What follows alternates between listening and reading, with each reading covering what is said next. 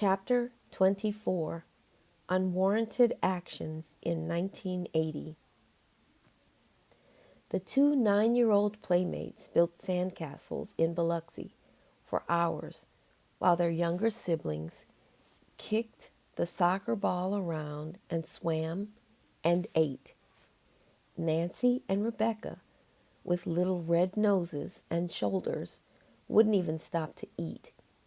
Each girl grabbed one peanut butter and jelly sandwich and scarfed it down, sandy fingers and all. Times like this persisted from the moment Rebecca's family moved into the neighborhood, when the girls were only 7 years old. Their mothers, Lillian and Kellyanne, became best friends, and Rebecca's dad, Jameson, worked with Vince at the law firm. The families did barbecues and fireworks together to celebrate the 4th of July annually. On fair weather days and nights, it would be expected to see members of these two families sitting outside together for hours, talking and soaking up the good feelings of breezes and sunlight. The children called each other's parents auntie and uncle. Sleepovers were a regular thing, and it wasn't unusual for all the kids to sleep at one house on Friday night and switch to the other house for Saturday night bunking.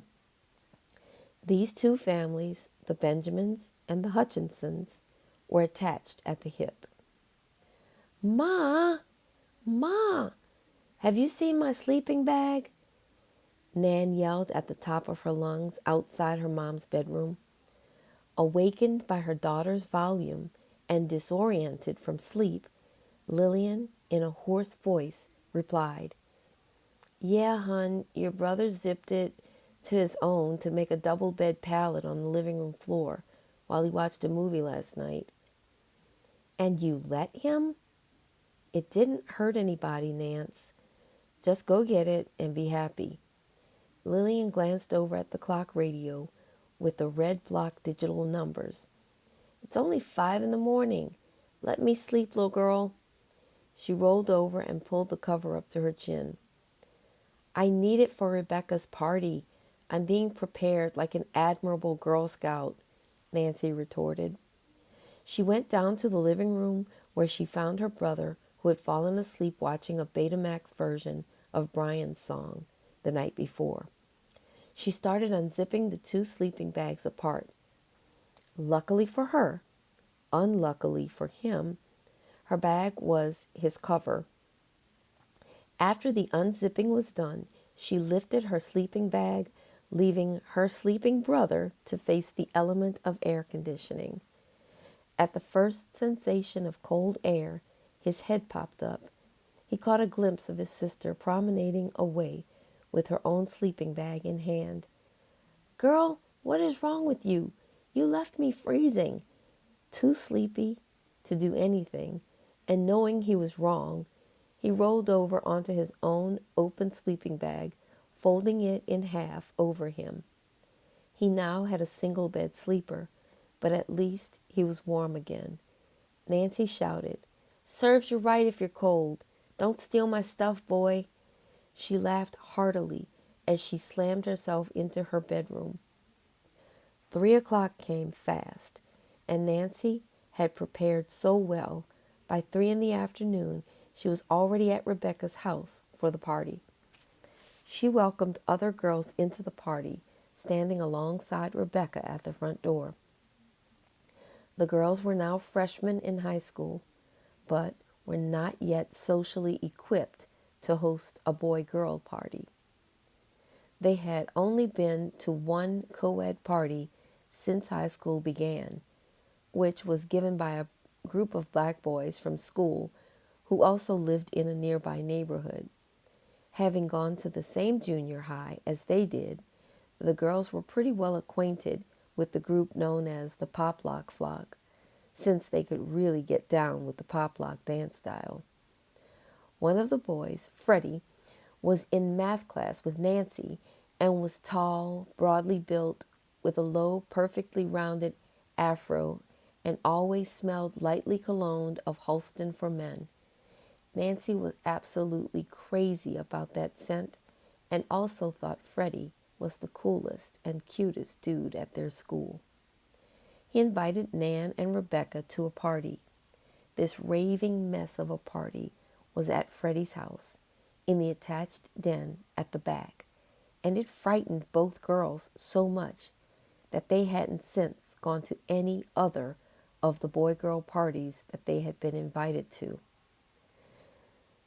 At the party, Freddie's older sister put a black light bulb in the lamp and turned off all the other lights in the room.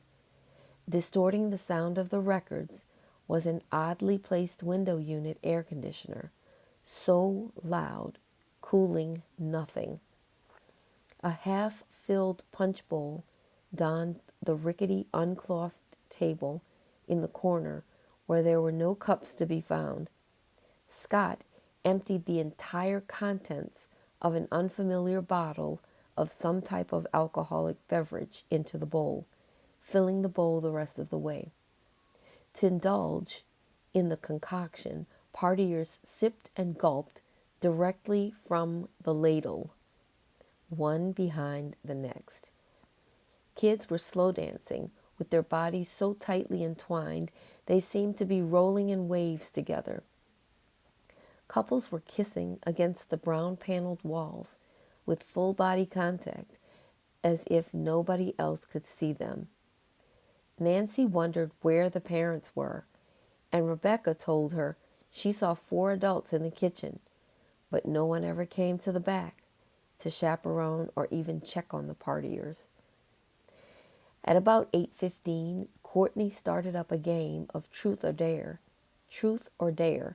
which Nan and Becca had only ever played at home with their younger siblings or at Girl Scout campouts. Typical dares with their siblings and at campouts would be eating a whole tablespoon of mayonnaise or hanging lizards from your ears. Rebecca was called on first to start the game and was asked to choose between truth or dare. She chose to take a dare, thinking it would be something funny or silly, but it wasn't. This game was not the same as the one that they knew. Rebecca was dared to kiss Freddie for 5 seconds. The partiers shoved the two into each other, and their unacquainted lips met. When Fred put his tongue in Rebecca's mouth, she freaked out and fled to the bathroom. All laughed in a roar, even though nobody really cared. The game just continued on without her. Nancy, a tad bit heartbroken that her crush and Becca had locked lips, went into the bathroom to comb her best friend, where they remained until Vince came to pick them up at 11 o'clock p.m. Needless to say, this was neither Becca's nor Nancy's coolest hour of high school, although quite memorable. It was best that Becca and Nancy remained in the safe haven of the powder room, because the next dare was completed by Nikki Wentworth. She was known to be a little fast for her age. Well, not really. She was already 17 and starting freshman year all over again.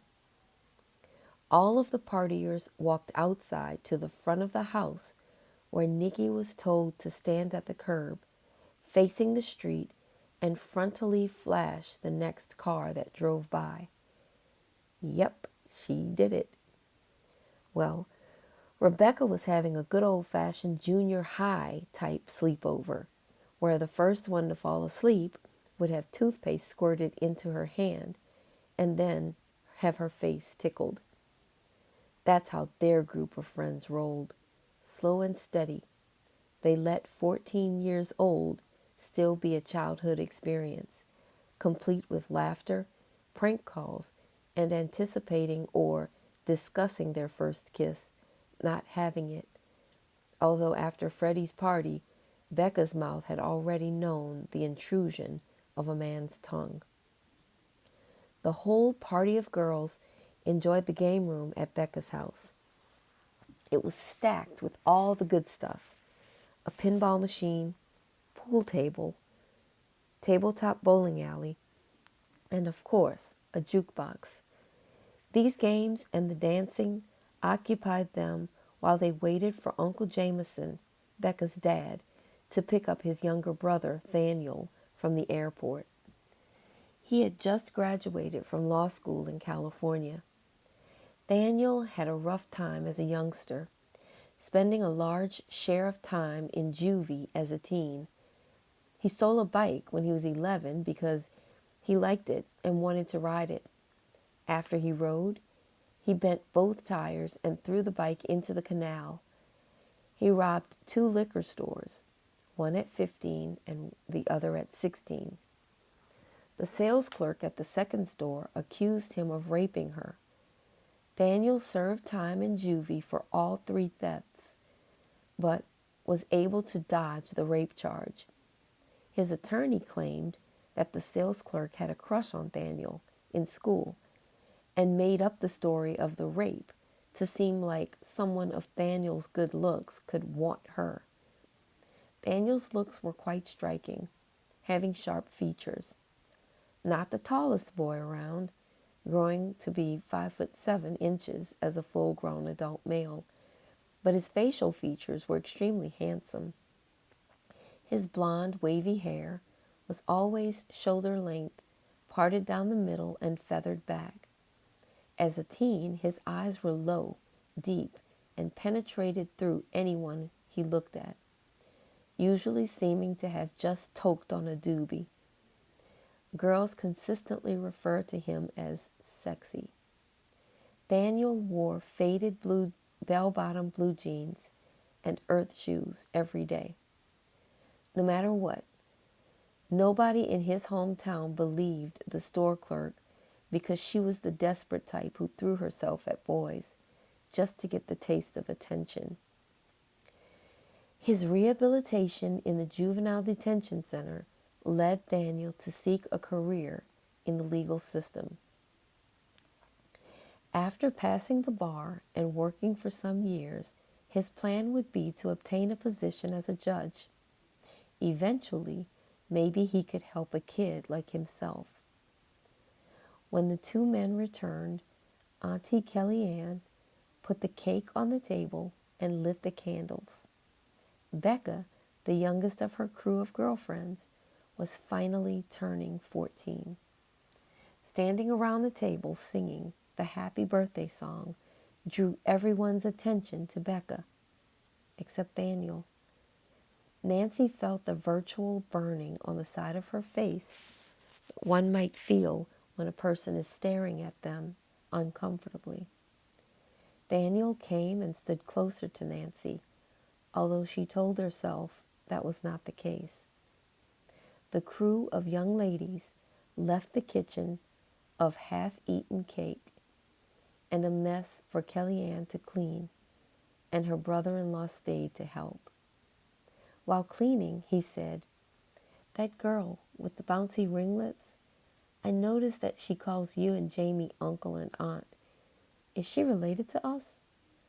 "No, the neighbors next door have been living there since the girls were about 7, and our families have become so close that all the kids, our kids and theirs, call the parents aunt and uncle." "Oh, I remember that family, the Benjamins, right? My, has she grown into a beautiful lady." "I would hardly call Nancy Benjamin a lady, Daniel. She turned 14 last month." "You're right, but she's really a pretty girl. You would agree with that, wouldn't you?" "Of course I agree. She's a very pretty girl." Upstairs at around 4 a.m., Nan started feeling sleepier and sleepier. She had awakened so early to prepare for the party, washing and rolling her hair, sitting under the hairdryer, snatching her sleeping bag from her brother. She didn't think about being able to stay up the longest. It seemed okay, though. She peered across Becca's room and noticed that all were falling or had fallen. No one girl had been targeted for a toothpaste facial. Nan sat in the chair next to Becca's window that was trimmed with lace-edged curtains. Debbie and Michelle were draped lifelessly across Becca's queen-sized bed, bedspread still pulled up, each girl holding on to full decorative pillow shams. Becca was at the foot of her bed, properly inside of her sleeping bag, partially on the floor, with her head and shoulders on the bright yellow beanbag chair. Lisa and Kim were on the floor, each on either side of Becca's bed. Lisa had one of the pillows from Becca's bed under her head, with the pillowcase removed from it. The pillowcase housed Lisa's legs for warmth. Her arms were covered with Becca's t-shirt that had been thrown over the chair next to the window. Kim was covered with nothing. Monique had her entire body under Becca's bed to keep warm. The phone was still in her hand as it was when she dialed the last prank call. The cord was perhaps dangerously wrapped around her. The bedroom light remained on, and most sleeping bags lined the room, still rolled and tied.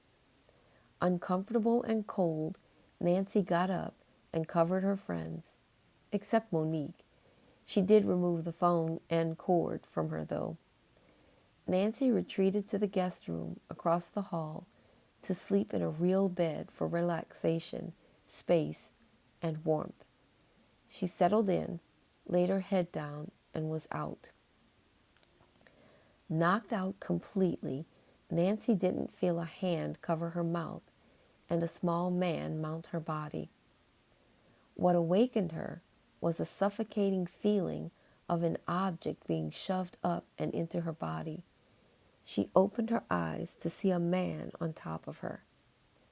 Not having the wherewithal to consciously respond by screaming first, Nan had a burst of strength and pushed the man off of her body and onto the floor, and ran straight out of the back door of her friend's house and down the street to her own. Nancy had no shoes, no house key, no overnight bag, and no sleeping bag. She found a spot in the dark on the wrought iron patio furniture in her backyard and lay there until daybreak.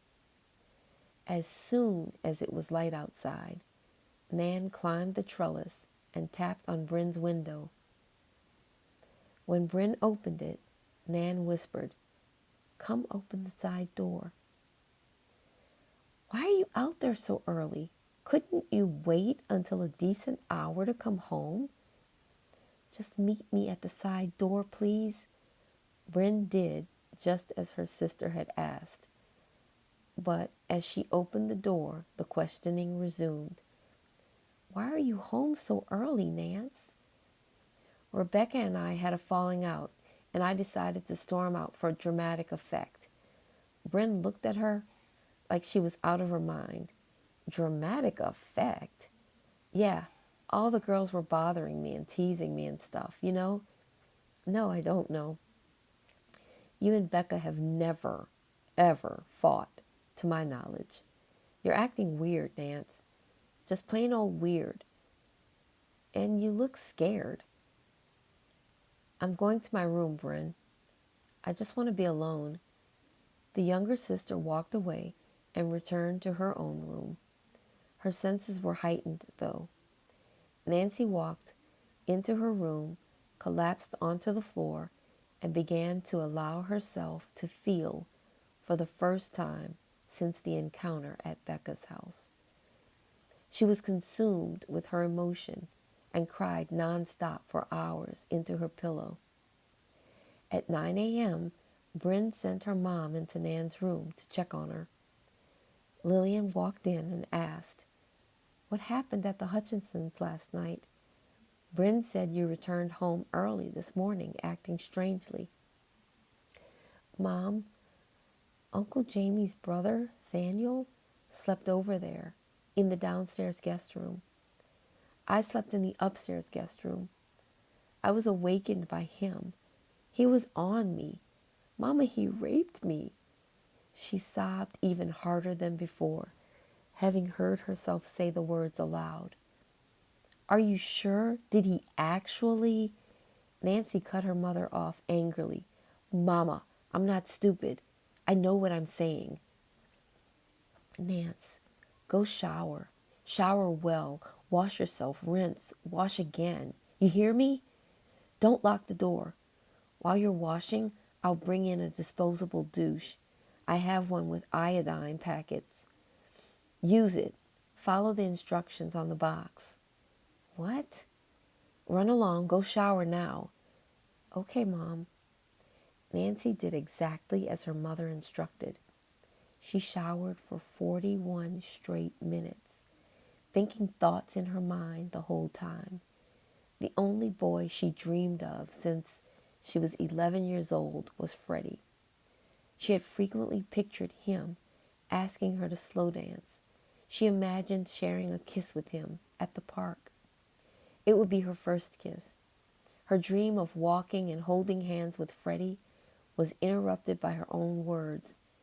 Nan shouted out loud, Ruined! That's ruined! It's all been ruined.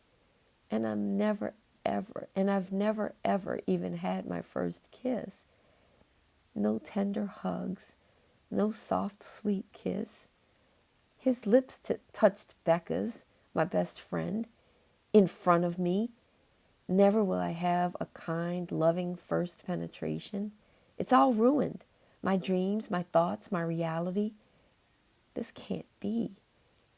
The thoughts of both those incidents, one that happened weeks ago and was perhaps repressed, and the other that happened only hours before, were all mixed up in her mind and had traumatized her into confusion and sadness.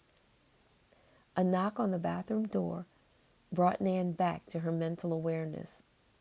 It was probably her mom dropping the douche off for her. Nan realized that she had been shouting out loud and not just thinking it. She turned off the water and dried herself with a huge beach towel, which had been her favorite. She looked at the towel and threw it to the floor. That was the one she always took on beach trips with Becca's family. The thought gave her a sinking feeling in her stomach. Suddenly, Rebecca Hutchinson seemed like the perfect pariah. Nan didn't understand all of her feelings, but she couldn't confront their foundation right now. All she wanted was to be angry, and Becca seemed to be a logical target.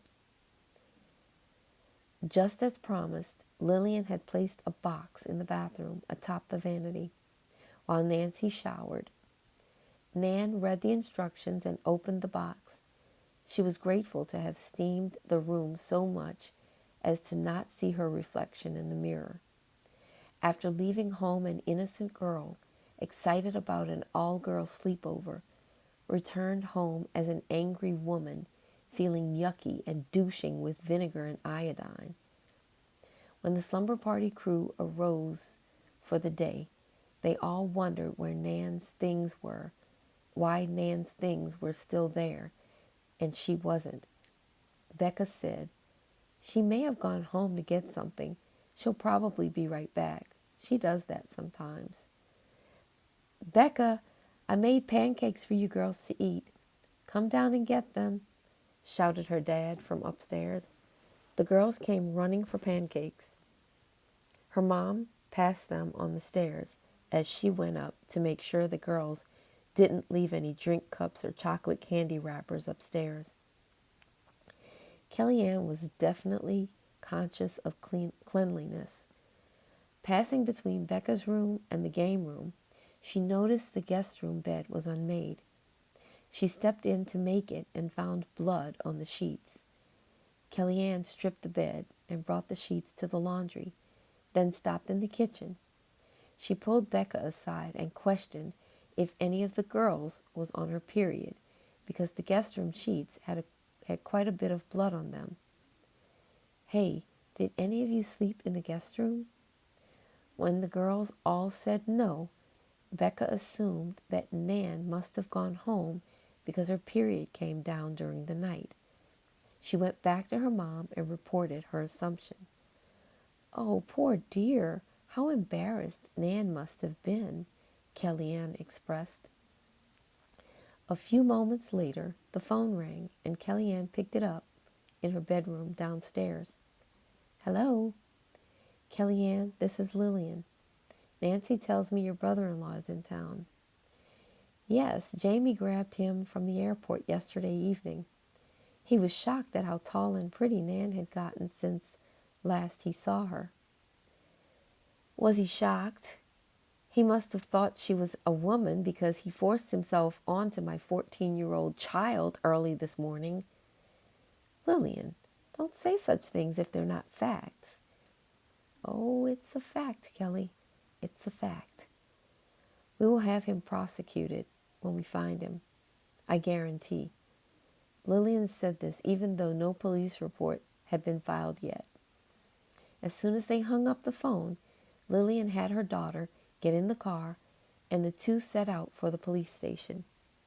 She was not well versed on what to do in this situation, but she knew charges must be pressed on this criminal. Lil had no knowledge of Daniel's past and the rape case he beat so many years ago. She did, however, trust her daughter and believe she had in fact been raped. The detective was quite disappointed that Nancy had showered and douched. Nan's body shot a jolt of adrenaline when she heard his recommendations for what to do immediately after being raped. In order to increase the chance of a suspect being caught and serving time, taking the proper steps is important. She did everything so wrong. Her mama even told her to do everything wrong. How would they know? This sickened feeling was strong at the moment, but would linger inside Nan for years, to a lesser degree. Sergeant Price asked so many questions. After a while, Nan didn't hear him anymore and retained no recollection of their conversation. One thing she had to remember was that they would have to go to the emergency medical facility. Lillian and Nancy waited in the waiting room reading magazines until "Nancy Benjamin," they called. Nancy reluctantly rose and followed the lady in white who was holding a clipboard. "Put this on and take everything else off." Nancy was already cold, and now she was being told to take off clothes. The room seemed colder because of how white and sterile looking it was. All the surfaces were bathroom-type surfaces, porcelain, metal, and ceramic. Even the table she had to sit on after putting on the gown felt cold. It felt like a sheet over a plastic mattress, because that's essentially what it was. There were 3 people in the room. The doctor was a balding older fellow, and the 2 nurses were ladies. One was tall, with a solid, heavier build, and the other was short, with very thin with really long red hair. First, the familiar metallic feeling of a long needle breaking into your skin.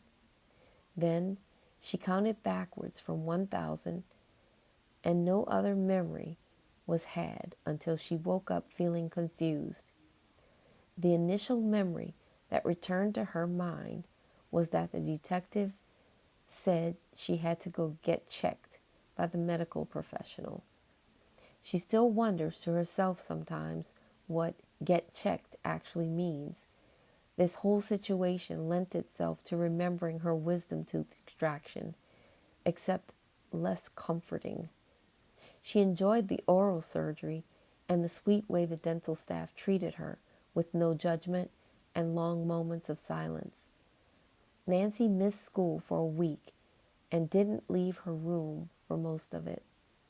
Months after the incident, the Hutchinsons' cars just sat in front of their property, and rumors infiltrated the neighborhood about them fleeing one night, suddenly, leaving all of their possessions behind. They left in a rented white van, and that was it. While most of the long week was still fresh in her memory, Nancy decided to write the journal entry of all journal entries. The passion, pain, and bitterness came alive on the pages of her journal. She was so descriptive. She articulated every emotion that she struggled to release previously. She had matured in ways she couldn't have imagined before the incident. Part of her was grateful for the maturity, but not how it was earned. She expressed on those pages the level of contempt she acquired for her mother, for the lack of empathy, emotional support, and loving kindness. Lillian had yet to embrace her daughter through the entire lengthy ordeal. Nan's growth came without any evident assistance from her mom. Bryn had been very aware of the strangeness that Nan was wearing on her face, body, and entire demeanor around that time. She watched daily for changes or bouts of tears and sadness. Bryn didn't know at that time that Nan kept a journal, but a year later, Nan left the book out after writing an entry. Her younger sister picked it up, not knowing what it was, and thumbed through it. Bryn read the journal. It began with the date at the top of the page and then the words, "I always tell my deepest and darkest secrets to Becca because she has been my best friend for as long as I've known what a best friend was. But I am so angry at her for things that aren't her fault. I took them out on her in my mind because she was at the root of each thing, which made her the easy scapegoat. Now, she's gone from my life for good. Her family is gone. Our good times are gone." The journal entry went on for pages and pages. Nancy hashed out all that had taken place, and she left teardrop stains on the pages of her journal. The journal entry was unkind to Lillian, while being honest about how she handled or mishandled the crime that had taken place against her daughter. There would forever be a rift between them. Bryn was the same age when she read the entry that Nan was when she wrote the entry. The two responded differently to the situation. Nan grew from it. Bryn was lost because of it. It was a massive problem for Lillian that Bryn expressed no interest in boys. It never occurred to Lillian that somehow what happened to Nancy had a more apparent effect on Bryn than it did on Nancy. Nancy actually lived through it and experienced each trauma as it came. Bryn's vicarious view took in a dump of emotions all at once as she read about it, and she was unable to process it systematically. Since neither girl was offered counseling or given an outlet to share or release their feelings, trauma perpetuated for both. Nancy struggled with trusting anyone. Bryn decided that she would not get involved in romantic relationships at all, ever. Lillian bought her pink everything. She encouraged Bryn to wear pink dresses. She even convinced Bryn that pink bubblegum ice cream was her favorite every June when Baskin-Robbins put it out for sale. Her ploys did not work. Bryn was not a lesbian.